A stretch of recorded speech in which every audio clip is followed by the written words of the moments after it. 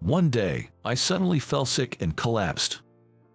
Seeing this, my son Jake told my wife Sarah, "Mom, we need to take him to the hospital." Hearing this, Sarah uttered an unbelievable response. "I have a trip planned, so it's impossible."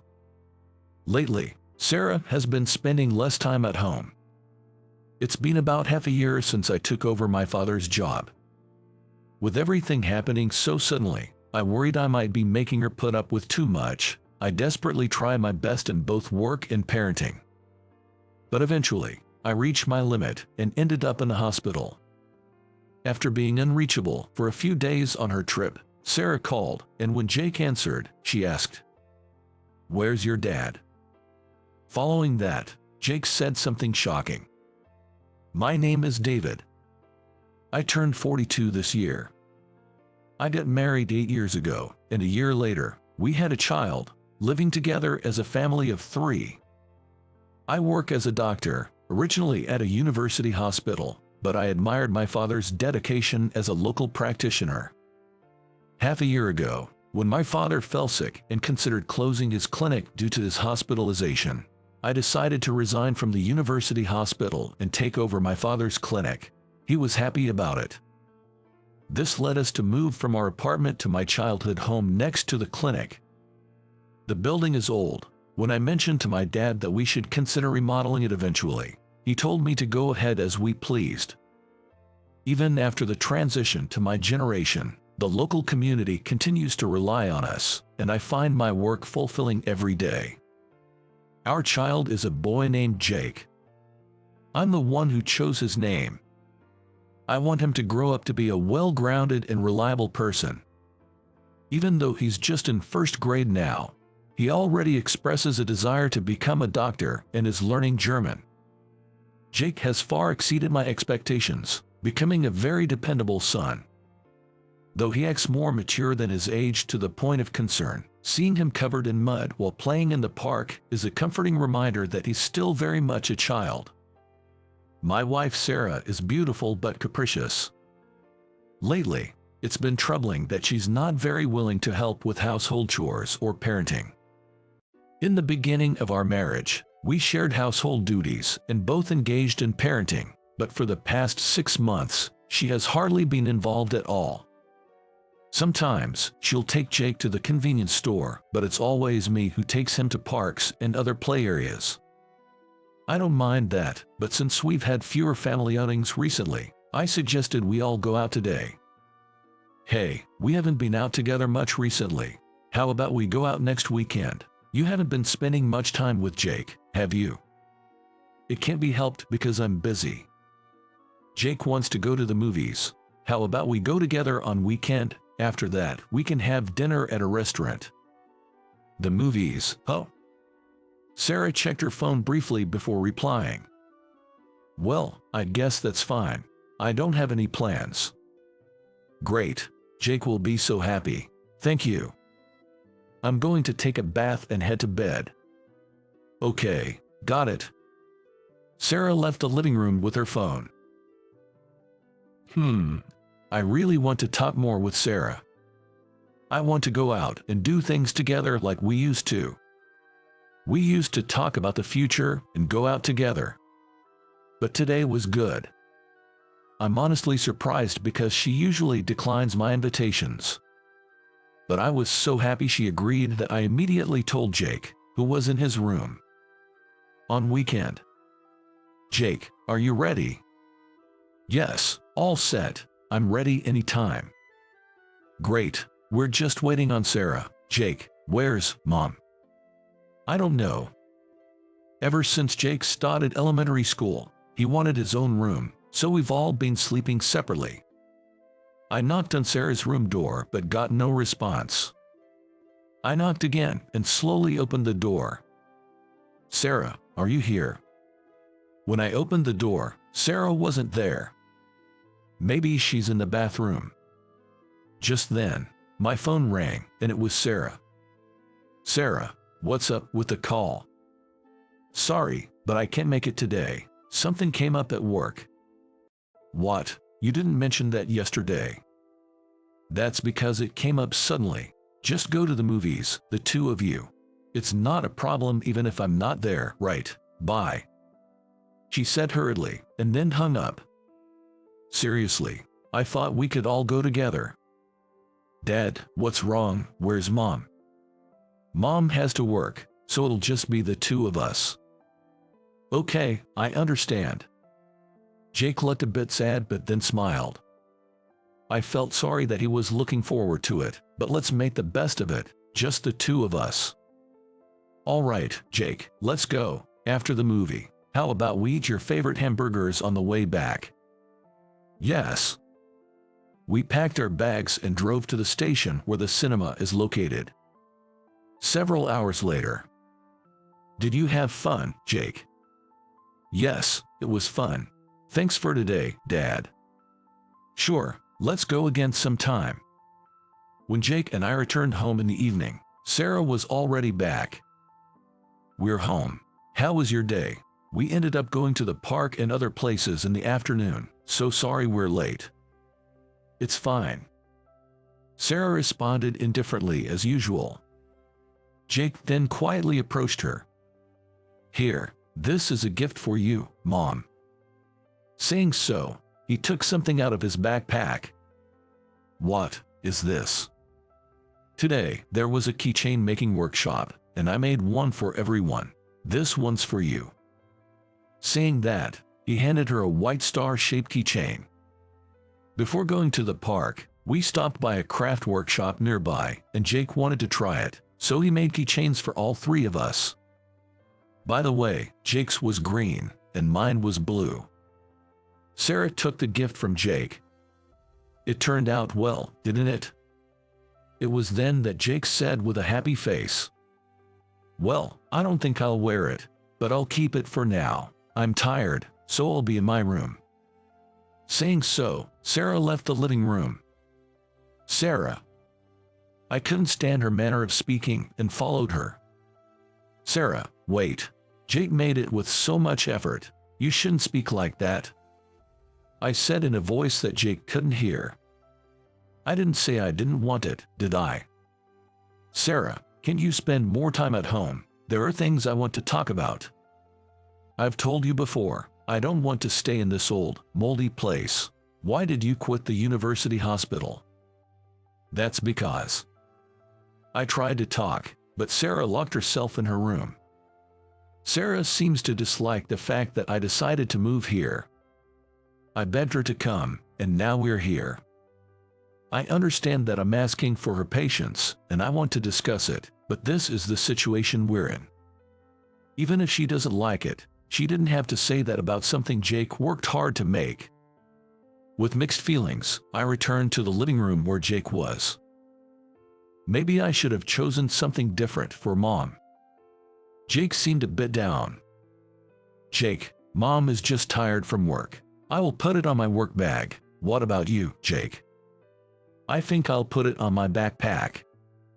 Jake smiled brightly. Sarah's attitude must make him feel lonely.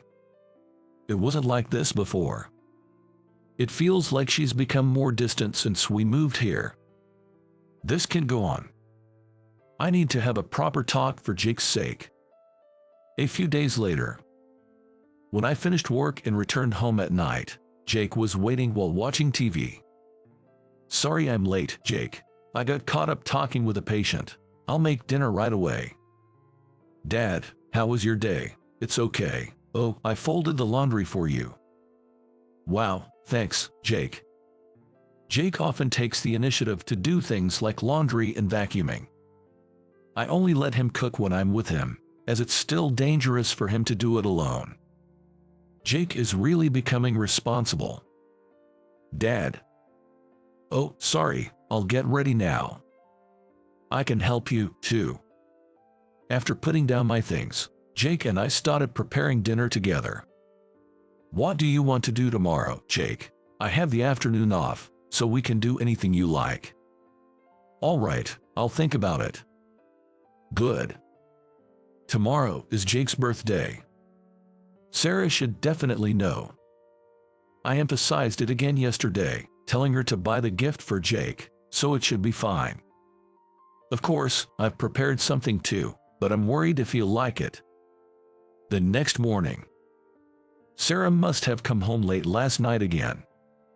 I can hear some noise from her room, so she must be there. I knocked twice. When she responded in a low voice, I opened the door to find her still in her pajamas, holding her cell phone. What? I'll be working until noon, so please take care of Jake. And did you get him a birthday gift? Also, don't forget we're going out in the afternoon. I know, okay. You don't have to tell me multiple times. Close the door when you're done. Sarah responded irritably, then went back to looking at her phone, so I gently closed the door as she asked, "Is everything really going to be okay?" I left feeling a mix of anxiety and hope, leaning more towards hope. When I went to the living room, Jake was already there. "Happy 7th birthday, Jake. Here's your birthday present." "Dad, thank you. Can I open it?" "Go ahead." Jake excitedly opened the bag. "Wow, yes, amazing."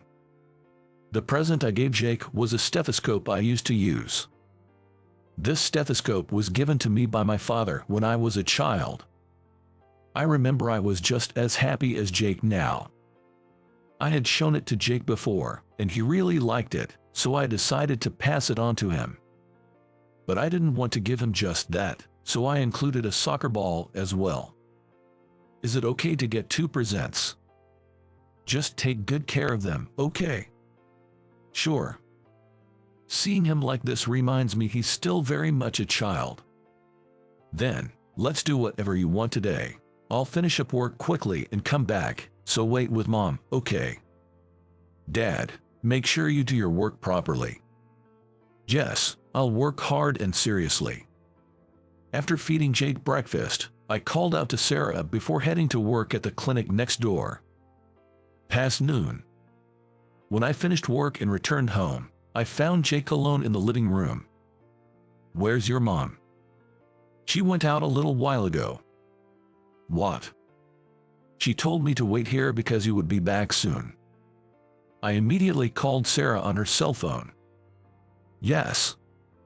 Sarah responded with her usual irritable tone. "Sarah, why aren't you here?" "I had something come up. I'll be back by tonight." "Tonight? Today is Jake's birthday, you know that, right? Didn't we agree to go out together in the afternoon?" As I was scolding her over the phone, Jake shook his head vigorously. It seemed like he was saying it's okay. "All right, just make sure you come back tonight, got it?" "Okay, bye then." She hung up the phone. I was frustrated, but today is Jake's birthday. I decided to focus solely on Jake. "Jake, what is your plan today?" "I want to play soccer, and I want to eat your hamburgers." "Is that what you want?" When I asked, Jake nodded emphatically. So, Jake and I spent the day doing things he enjoys, like playing soccer and visiting a bookstore. On our way back, we bought lots of foods like cake and chicken. When the hamburgers were about to be ready, I checked my phone to contact Sarah and saw a message from her. "I'll be home by the end of the day." That's what the message said. Seeing that message somehow made me feel a wave of exhaustion wash over me. Jake, noticing something was off, spoke to me. "Dad, are you okay?" "No problem, the hamburgers are ready, so why don't we eat? We've got cake too." Of course, I'll eat. Jake and I celebrated his birthday by eating hamburgers and chicken, and talking about school, soccer, and his language lesson. The next morning, I woke up just before noon, feeling exhausted. Oh no! I quickly got dressed and left my room, only to run into Sarah. "Sarah, what happened yesterday? Jake was waiting for you the whole time." "I came back within the day. You two were just asleep, weren't you? Besides, I'm in a hurry." Sarah rushed off to the bathroom in a flurry. I could only sigh in dismay. And I had a feeling that I was not in the best of health. When I slowly made my way to the living room, Jake was there. Jake, sorry for my waking up late. You must be hungry, right? You could have woken me up. It's okay. I ate some bread. Is that so? Sorry. I felt guilty towards Jake. This had never happened before. I was about to make some coffee, pouring water into the pot to boil, when it happened. My vision blurred, and I felt so dizzy I couldn't stand. At that moment, I dropped the mug I was holding, and it shattered loudly on the floor. Dad, are you okay? The moment I heard Jake's voice, I collapsed. Dad, are you okay? Dad. Jake, sorry. Call your mom. Got it. Just as Jake was about to go get Sarah, the living room door opened and Sarah walked in. Jake quickly ran up to her and said, Mom, we need to take him to the hospital. What? What's with this sudden? Dad collapsed. Help. In response to Jake's desperate plea, even Sarah would surely come to help. I believed this, faintly aware in my fading consciousness. But Sarah's response was completely unexpected. I have a trip planned, so it's impossible. What? But Daddy's. He'll get better soon. Besides, I'm going on a trip with my parents for about 4 days. Take care, okay? Sarah said this to me with a slightly cheerful voice as I lay there. Mom. Jake, I'll bring you a souvenir, so wait here with Dad, like good boys. With those words, Sarah left. Can such a thing really happen? Leaving behind her husband who can't move and 7-year-old son. But right now, more important than anything, I need to let someone know, for Jake's sake. I pulled out the cell phone I had tucked into my pants, and at that moment, I lost consciousness. A few days later, I woke up in a hospital bed. Dad. Jake. Next to me stood Jake, a doctor, and a few of our neighbors. As I looked around, unable to grasp what had happened, the doctor explained to me. You collapsed due to anemia, and it seems you were quite exhausted as well. Is that so? Thank you for your help. As I thanked him while lying down, the doctor shook his head and kindly explained the situation. You should thank your son. He used your cell phone to call an ambulance and your neighbors. What? Jake did that all by himself? Yes. Remember, Dad, you taught me the emergency number, right? Right. Thank you, Jake. I patted Jake's head, and he looked back at me with strong eyes. I always knew he was reliable, but I hadn't realized just how much he had grown. I felt sorry for the neighbors and Jake, but I was happy to learn about my son's growth. A few days later, my phone kept ringing, so I was reluctantly about to answer, but after all Jake answered it. Mom, what's going on? Jake, it's not what's going on. Where are you? Where? Where's your dad? Ignoring Sarah's frantic tone, Jake uttered some shocking words. Dad has gone far away. What? What do you mean far away? I'm at the restaurant near our house. Bye. Restaurant? Oh, wait. Ignoring Sarah's words, Jake hung up the phone. A few minutes later, Sarah hurried into the restaurant and sat down in front of Jake. Jake, and you're here too.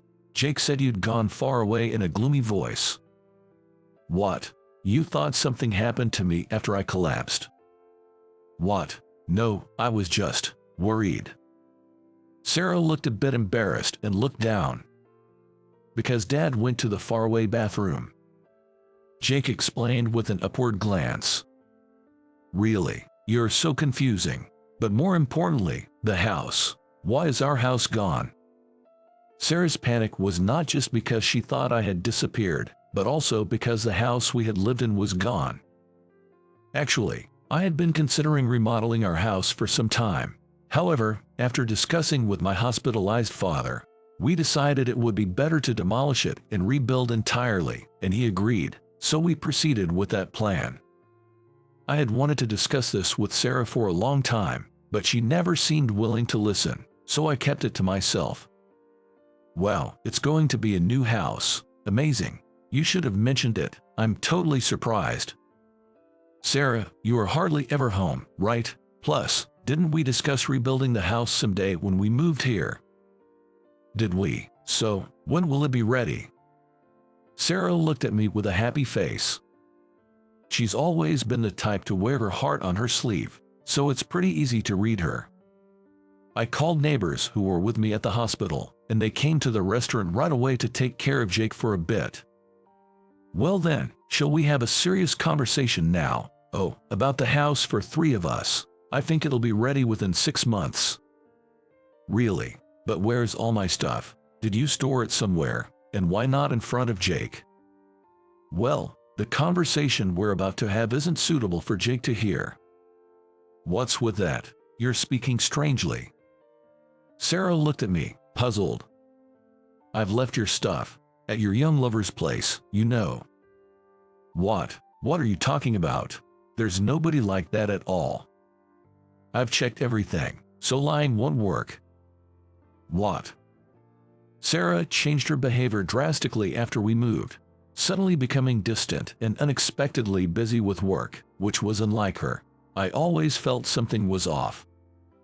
Wondering if she was really busy, I asked my relative who works at the same place as Sarah, only to find out it seems that is not the case.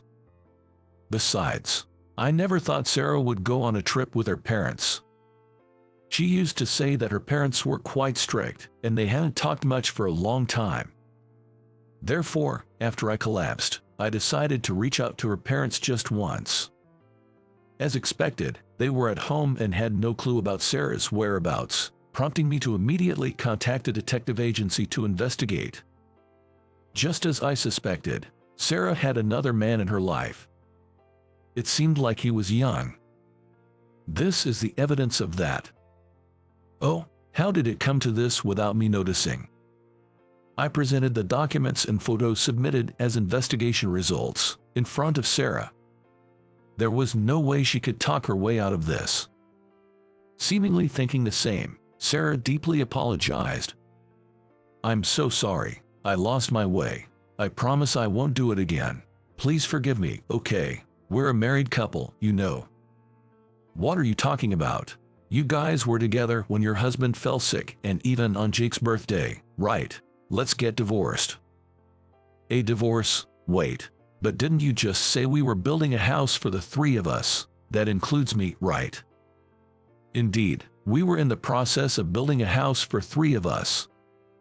But Sarah wasn't included in that plan. When I said 3 of us, I meant me, Jake, and my dad. What? No way. The change in environment was really stressful for me. Yes, it was because of stress. You'll forgive me, won't you? Sarah sat beside me and, without caring about the eyes around us, she cozied up with a sweet, pleading voice. While it's true that I changed our environment, that's no excuse for betraying your family. I handed Sarah the divorce affidavit and said, sign here, now. I'll demand compensation from both of you, and I'll take custody, so I'll be asking for child support too. If you don't agree, I'm prepared to take this to court, whatever it takes. No way. Understanding I was serious, Sarah, with tears streaming down her face, signed the document with shaking hands. Soon after, we officially divorced, and I was able to secure child support. Sarah found it difficult to stay at her job after this incident became known at her workplace, leading to her resignation. With nowhere else to go, she turned to the young man, but the man, furious about being sued for compensation because of her, kicked her out along with her belongings. Unable to secure a full-time job, Sarah now juggles part-time jobs, living quietly in an old apartment. I know this because Sarah insisted on giving Jake a birthday present, so I arranged a meeting at a restaurant. Just a month later, she looked completely different, her hair unkempt and her frame even thinner. Jake, sorry I'm late. Happy birthday. With those words, Sarah handed over the gift, and Jake silently accepted and opened it. Inside was a black bag. Do you like it? You're in elementary school now, so I chose something a bit more mature. Sarah asked in a soft voice, to which Jake replied loudly. I don't think I'll use it, but I'll keep it. What? Oh, Jake. Dad, let's go home. All right, let's go. Sarah was stunned by Jake's unexpected response. Jake and I left the restaurant, leaving Sarah behind. A husband and wife are originally strangers to each other. When two such people marry and have children, living together, there will inevitably be many things that don't go as planned. This made me think anew that couples and families must help each other to continue. 6 months later, our new home was completed. My father was discharged from the hospital and seemed to be in good health. Wow, it's beautiful. Yes, I'm glad we decided to build a new house. From now on, it will be just the three of us men living together. There might be challenges, but believe we can live by supporting each other and working together. All right, I got to keep working hard. Go for it, Dad. Around Jake's neck hung the stethoscope I had given him, a symbol of encouragement. I made a firm pledge to myself to continue working with pride and compassion in my medical profession, to be a doctor and a father Jake can always rely on, instilling in him the belief that a career in medicine is noble.